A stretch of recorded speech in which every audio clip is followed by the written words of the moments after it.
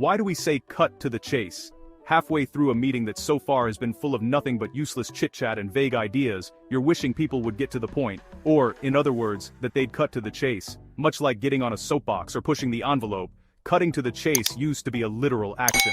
When silent films became popular in the early 20th century, filmmakers couldn't rely on dialogue, jokes, arguments, emotional declarations, criminal confessions, and so on, to keep viewers engaged. Instead, they got creative with physical comedy and action sequences, which often took the form of chase scenes. While many chases featured cars, bicycles, or just people running for their lives, they weren't quite as formulaic as you might be picturing. Stars like Charlie Chaplin and Buster Keaton were masters of making their chases both surprising and funny. In 1922's Cops, for example, Keaton ends up sitting on a ladder seesawed over a fence, while police officers on either end try to pull it down.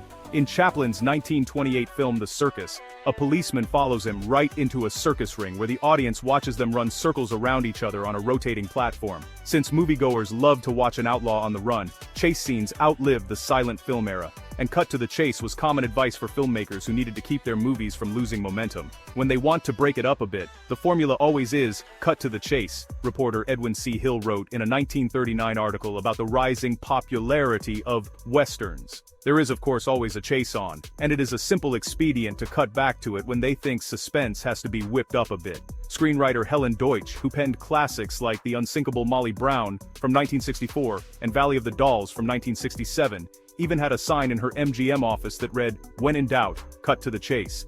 By the mid-20th century, cutting to the chase had already started to take on its modern meaning. Variety journalist Frank Scully mentioned it in his 1955 memoir, Cross My Heart, in reference to helping his Norwegian assistant learn English.